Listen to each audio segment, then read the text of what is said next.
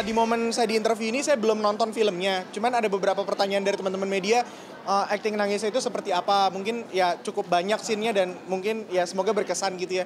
Kalau misal ditanya bagaimana memancingnya, mungkin ya karena tugas aktor kan istilahnya mempersiapkan karakternya. Jadi ada riset, ada pembawaan emosi yang kita coba bangun tapi dari perspektif karakternya gitu. Dan salah satunya adalah membayangkan bagaimana ya kalau misalnya ada seseorang yang ditinggal menikah padahal dia udah pacaran lama dan dia cinta banget nih sama si wanita ini, tapi karena wasiatnya jadi harus berubah gitu nasibnya. Dan itu yang saya coba bayangin, kayak Adi tuh seolah kayak pengen kesempatan kedua gitu loh untuk menyampaikan betapa dia cintanya sama Mar, kayak gitu sih.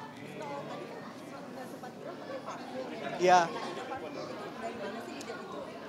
Jadi itu sebenarnya saya dapat dari salah satu acting coach saya di film series sebelumnya.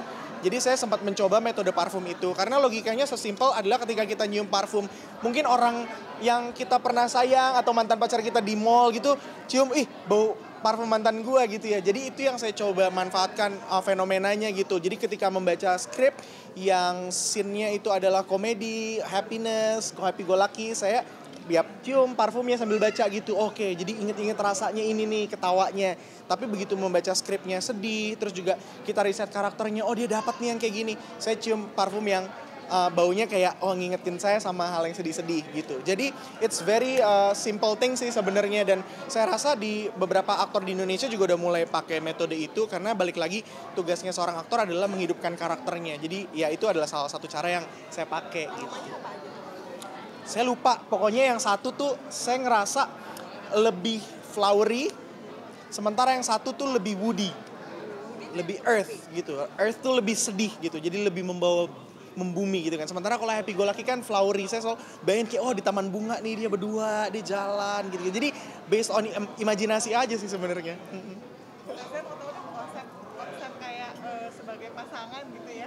Apa kamu juga kayak gitu akan merelakan kalau misalnya saya merasa saya belum mapan apa gimana? Kalau saya pasti fight gitu karena kan maksudnya ya orang yang kita cintai nih gitu. Saya juga di pribadi menikah sama istri setelah 7 tahun gitu, sempat backstreet 5 tahun, tapi ya saya fight for it gitu. Kalau memang cinta, love will find its way gitu kan. Makanya itu yang membuat saya kayak ngerasa gila kalau Adi ini bisa punya kesempatan kedua aja, harusnya dia fight for it gitu. Itu yang kadang-kadang membuat saya juga gampang nangis pada saat di set ngingetin si karakter Adi itu sih gitu.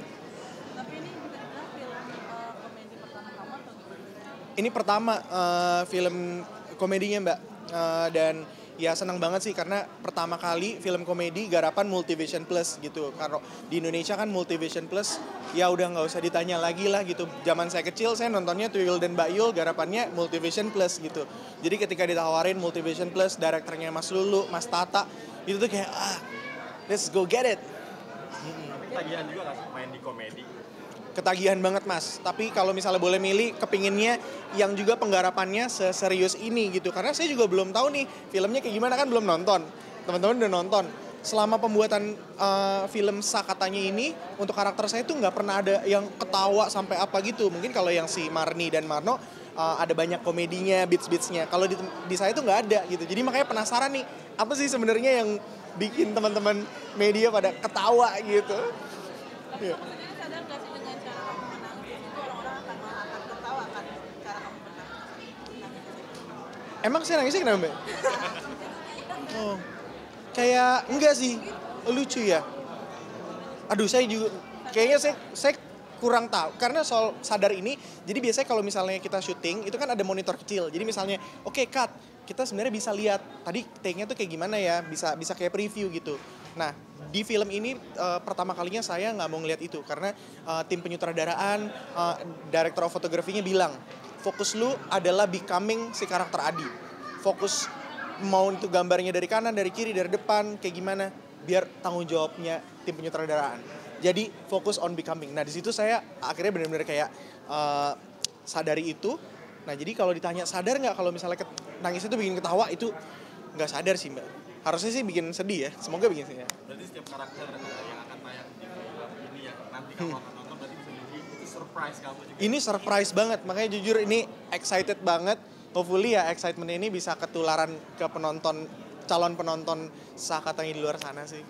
Tapi Kak Calvin sendiri lebih nyaman sebenarnya menjadi seorang singer atau aktor sih? Singer, actor, content creator, soalnya saya bisa semua sih Mbak.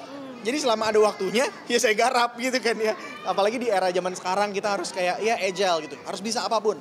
Semua bisa jadi content creator, let's do it. Bahkan papa saya aja saya jadiin content creator.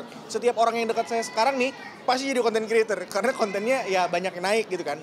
Karena itu membuktikan bahwa ya di era sekarang segala kemudahan ada ya why not gitu, kita coba. Tapi belum pernah ya acting sama nyanyi kayak mungkin di film gitu soundtrack atau ada adegan nyanyi? Belum. Nawarin gitu. Ya nawarin gitu, tapi cocok-cocokan kan. Di sini juga nanya ke tim MVP, butuh soundtrack gak? Oh kita pilihnya yang ini, oh ya udah nggak apa-apa gitu. Kalau misalnya soundtrack pun aku bisa garap sebagai music directornya, aku bisa sebagai mungkin produser musiknya gitu. Tapi again setiap kerjaan aku ngerasanya cocok-cocokan sih. Mereka butuhnya apa, yang kita bisa isi apa. Ya. Alright. Jangan lupa nonton. Untuk semua teman-teman, jangan lupa untuk nonton film Sah Katanya di seluruh bioskop di Indonesia 24 April 2025 dan bersiaplah roller coaster emotion. Woohoo! Oke, Thank you so much. Thank you. Boleh. Foto dulu.